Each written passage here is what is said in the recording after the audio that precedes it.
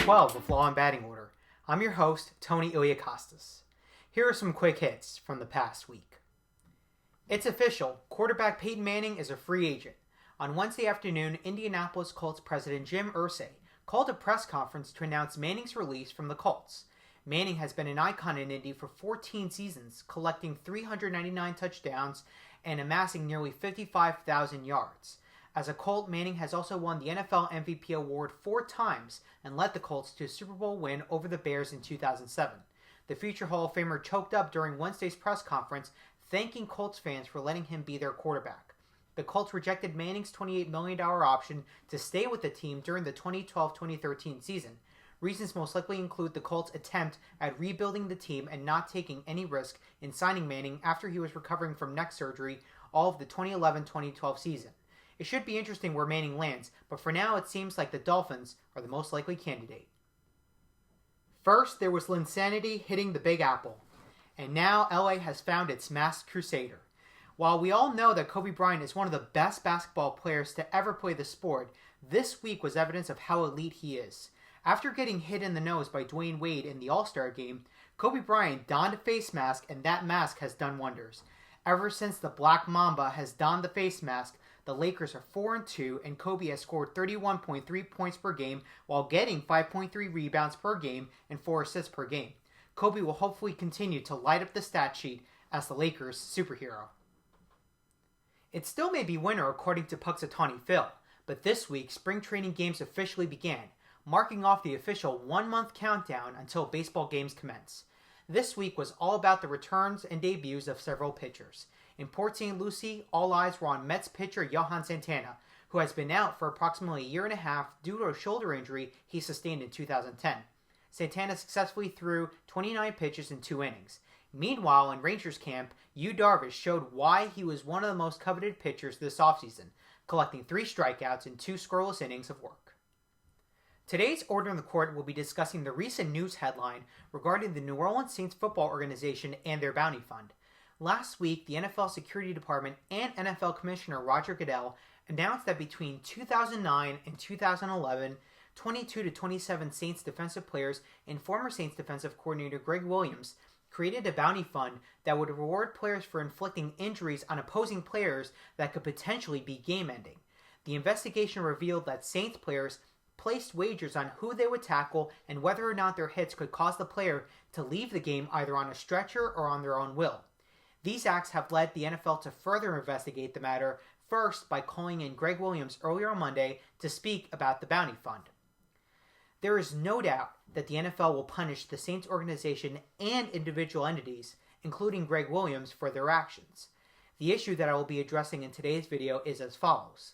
What ramifications could the New Orleans Saints face in the NFL and in the legal world? Within the scope of the NFL, Greg Williams and his defensive players are in direct violation of Article 9, Section 1C8, which reads that no club or any representative thereof shall offer to pay directly or indirectly to a player, and no player shall receive any bonus of any kind unless such bonus is attached to and or incorporated in the contract of such player. In this circumstance, Greg Williams and the other Saints players involved in this bounty fund are in direct violation of this article. The NFL's constitution spells out in clear fashion that a club or representative of the club cannot pay a player outside the scope of his contract. In the case of this bounty fund, there are 22 to 27 Saints players paying each other for hitting and intentionally inflicting injuries to opposing players. Furthermore, Greg Williams is buying in on the system and is encouraging it. According to Roger Goodell, under this provision, Greg Williams and the Saints defensive players involved in this fund are in direct violation of this condition. It is very likely that the NFL will fine and suspend Greg Williams and the other Saints players involved in this matter. Likewise, it would not be surprising if Roger Goodell forfeited draft picks for the Saints in either this draft or in a future draft. A specific punishment by the NFL, however, has yet to be announced. While the NFL will make moves and punish the Saints for their shameless behavior, it is very likely that a civil suit could rise out of this. Kurt Warner and Brett Favre were 2 players who were victims of incredibly hard hits by the Saints while the bounty fund was active. Those hits potentially derailed their careers and eventually forced them into retirement. You can see their tackles by clicking the annotations to my left or by clicking the links below this video. What if Favre and Warner wanted to sue the Saints? It is possible that they could sue the Saints organization and other individual entities, namely Greg Williams, under the cause of action of intentional tort, more specifically, battery. If you recall from episode 2 on your V Torrealba and battery, battery is an intentional tort offense in that the defendant commits a purposeful act that leads to contact with the plaintiff, and that contact causes injury. As with any other intentional tort claim, the plaintiff must prove the 4 prima facie elements of intentional tort. The prima facie of intentional tort are that the act has to be voluntary, there must be unlawful intent to perform the act, contact had to have occurred, and there is no justification for the defendant's act. In this matter, it could be argued that the act was voluntary. To commit a voluntary act means to deliberately contract the muscles in your body to perform an act. Here, the voluntary act involves 22 to 27 players deliberately contracting the muscles in their arms and legs and using every last ounce of force in them to bring down opposing players and inflict the harshest injury possible. Second, unlawful intent involves committing an impermissible consequence. Here, the impermissible consequence is inflicting harm on opposing players such that the opposing players would suffer grave injuries and force them out of the game. What's worse is that this impermissible consequence is all for profiting those involved in the bounty fund. The bottom line is that the defensive players knew about this impermissible consequence, and so did Greg Williams, and yet they carried on. Third, contact occurred when the Saints players actually tackled players like Kurt Warner and Brett Favre in such a manner that it caused them to leave the game either temporarily or indefinitely. Lastly, it could be argued that there is no justification for the defendant's act. Are the Saints players involved in this bounty fund justified in attacking the opposing players in the manner that they did? Absolutely not.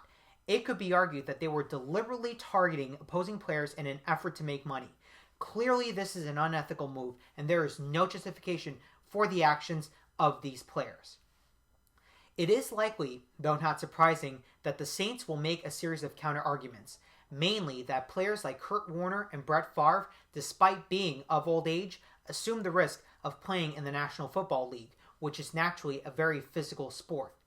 Attorneys for the Saints organization could argue that while the Saints players made some pretty hard hits, these should have been foreseeable to Warner and Favre. Furthermore, Warner and Favre were relatively old when these hits occurred, and it could be argued that their injuries after the Saints players tackled each one was exacerbated as a result of their old age. While this could be a persuasive argument, it's pretty clear that intentionally battering an opposing player for profit is a pretty heinous act. And it wouldn't be surprising if the Saints lost the legal battle under the branch of intentional tort. Before I conclude today's episode, I just want to thank all of you guys for watching Law and Batting Order. Thanks to your continued support and loyalty, Law and Batting Order has amassed over 1,000 views on YouTube. What an accomplishment, but it's all thanks to you for watching. Here's to 1,000 more. Anyway, that's the show. Leave all your comments down below, and be sure to visit Law and Batting Order at lawandbattingorder.com, as well as on Facebook and Twitter. Until next time, have a great week, guys.